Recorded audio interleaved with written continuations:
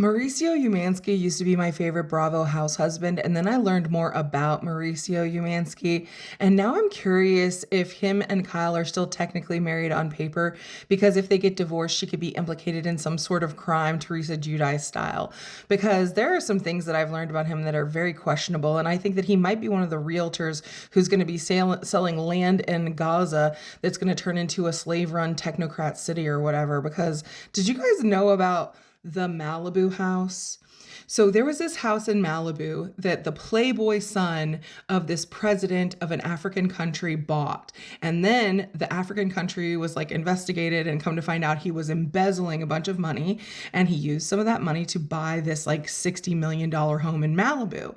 So Mauricio was supposed to broker the deal so that he could send money back to this African country that they desperately needed for like schools and healthcare and stuff.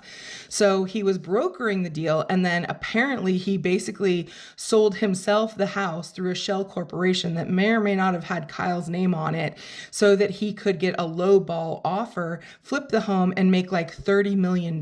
So that's what he did. And I guess one of the people who made an offer in the lower range, who he didn't take seriously, decided to sue Mauricio because he didn't take their offer seriously, and that puts his license in jeopardy. I mean, if he's benefiting from the sale of a home that he was supposed to be selling to a legitimate buyer, I mean, everything there is just very shady and questionable, and I don't understand how his license wasn't like called into question or anything. Like, he's still selling homes like totally normal. And then when they came to a settlement on this lawsuit, it was right around October 7th, 2023. So the guys who were suing Mauricio decided to settle with him, and instead of paying them a settlement from this like $30 million he made flipping this home, he had to make an undisclosed amount donation to a Israeli charity of like, I guess, his choosing. Each side was saying they didn't have enough proof to carry out the lawsuit,